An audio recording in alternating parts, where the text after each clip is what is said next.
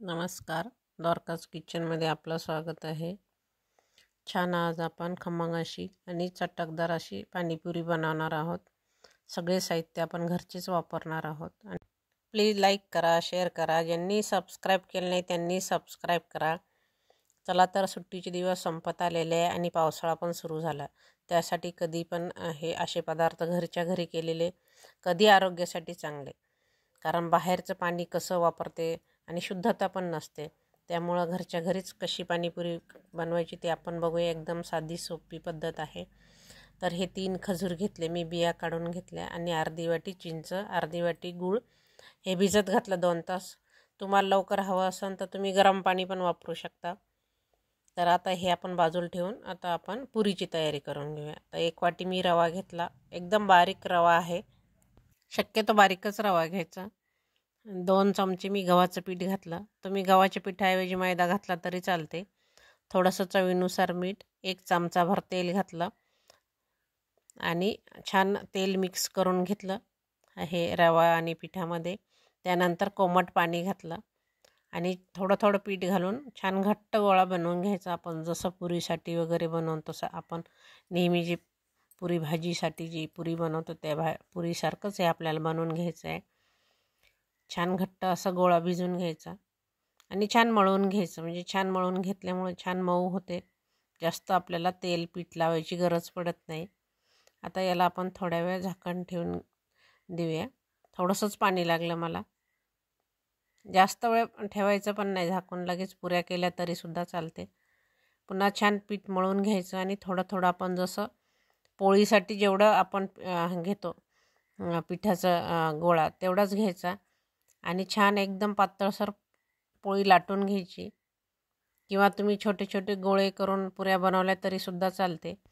छोटीशी वाटी किंवा लोटी किंवा एखाद्या डब्बीचं झाकण वगैरे असेल तर त्यांनीसुद्धा तुम्ही अशा गोल गोल पुऱ्या करून घेऊ शकता. मी आता छोटंसं वाटी आहे माझ्याकडे, त्यांनी मी हे गोल गोल पुऱ्या करून घेतल्या छोट्या छोट्या. राहिलेलं पीठ आपण छान मळून घ्यायचं. त्या पिठामध्ये अजून दुसरं पीठ घालून छान मळून घेऊन आपण ह्या पुऱ्या करून घ्यायच्या पुन्हा थोड्या थोड्या.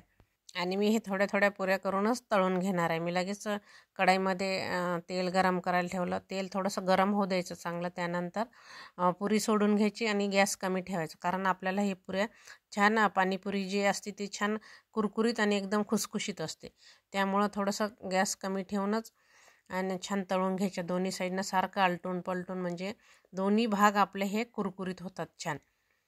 बघू शकता तुम्ही, कलरही छान आला आणि छान कुरकुरीत आपली हे पाणीपुरी तयार झाली. तुम्ही या पद्धतीने करू शकता आणि एकदम पातळसर ठेवा. तुम्हाला जर जास्त प्रमाणात जर पुरी बनवायची असेल तर तुम्ही एखाद्या ओलसर कापडावर झाकून ठेवलं आणि नंतर थोडं थोडं तळून घेतलं तरीसुद्धा चालते. आता मी एक मदतीला घेतली मैत्रीण, तर ती मला पुऱ्या लाटून देत आहे, मी लगेच तळून घेत आहे. त्याच्यामुळं माझं हे पटकन झालं आणि छान कलर, सोनेरी कलर येईपर्यंत तळून घ्यायचे. बघू शकता तुम्ही, मस्त अशी छान खुसखुशीत एकदम सहज आपली पुरी कुस्करला जाते. बघू शकता, मस्त अशी कुरकुरीत पुरी तयार करून घ्यायची. आता आपल्या पुऱ्या सगळ्यात तळून झाल्या. आता हे चिंच आपण भिजत घातली, चिंच गूळ हे आपण मिक्सरमधून काढून घेऊया आणि हे पाणी बाजूला ठेवूया. थोडं थोडं पाणी घालून बारीक करून घ्यायचं. छान बारीक झालं, गाळणीने गाळून घ्यायचं. ते राहिलेलं पाणी पण याच्यामध्येच टाकून घ्यायचं आणि वरचं जे आहे ते बाजूला काढून घ्यायचं. तुमच्या आवडीनुसार तुम्ही कमी जास्त पाणी करू शकता. त्याच्यामध्ये थोडंसं मुठभर पुदिना, मुठभर कोथिंबीर, हिरवी मिरची, अद्रक, लसूण. आता हे आपण पुदिन्याची चटणी बनवणार आहोत. अर्धा चमचा काळा मीठ आणि अर्धा चमचा साधं मीठ घातलं मी आणि थंड पाणी घालायचं. छान बारीक करून घ्यायचं, एकदम बारीक पेस्ट, म्हणजे आपल्याला गाळायची गरज नाही पडली पाहिजे. मस्त हिरवीगार आपली हे पुदिन्याची चटणी तयार झाली. आपण एका बाउलमध्ये काढून घेऊया. तुम्हाला हवा असल्यास तुम्ही हे वेगळ्या वेगळ्या दोन्ही पण पाणी ठेवले तरीसुद्धा चालते. पुदिन्याचं पाणी वेगळं, चिंचेचं पाणी वेगळं, किंवा दोन्ही पाणी एकत्र केले तरीसुद्धा चालते. आता मी हे बघितलं, चवीनुसार किती तिखट पाहिजे त्यानुसार तुम्ही पाण्याचं प्रमाण घेऊ शकता. अर्धा चमचा धने जिरे पावडर टाकलं. भाजलेले धने जिरे पावडर आहे, वेगळं वेगळं टाकलं. आणि अर्धा चमचा चाट मसाला टाकला. छान मिक्स करून घेतलं. आता हे बाजूला ठेवून आपण याच्यामध्ये पण तिखट मीठ घालणार आहोत, कारण हे गोड पाणी आहे. चाट मसाला घातला थोडासा, पाव चमचा काळा मीठ, पाव चमचा साधं मीठ, पाव चमचा धने पावडर, पाव चमचा जिरे पावडर आणि 1 चमचा लाल तिखट घातलं मी.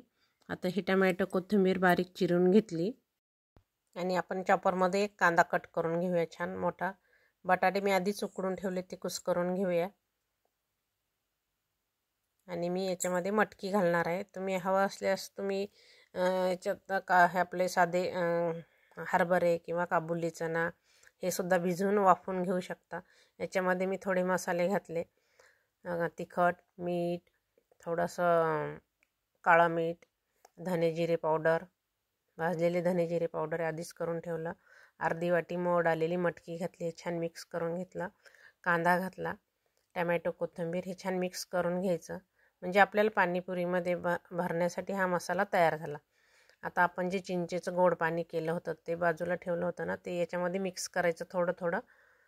आणि खारी बुंदी मी घरीच काढलेली आहे. खारी बुंदी, थोडासा कांदा पण घालायचा त्याच्यामध्ये. हवा असल्यास तुम्ही लिंबू पण पिळू शकता, तुम्हाला जर जास्त प्रमाणात जर आंबट पाहिजे असेल तर.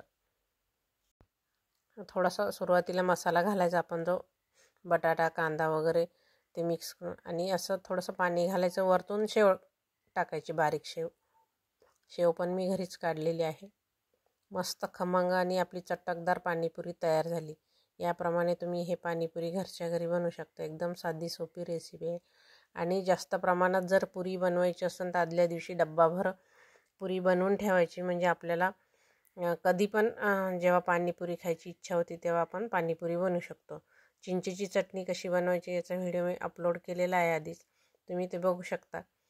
आणि असं पुदिन्याची पण चटणी फ्रीजमध्ये बनवून ठेवली तर आपल्याला जेव्हा पाणीपुरी करायची किंवा खायची इच्छा झाली तेव्हा तुम्ही असं करू शकता.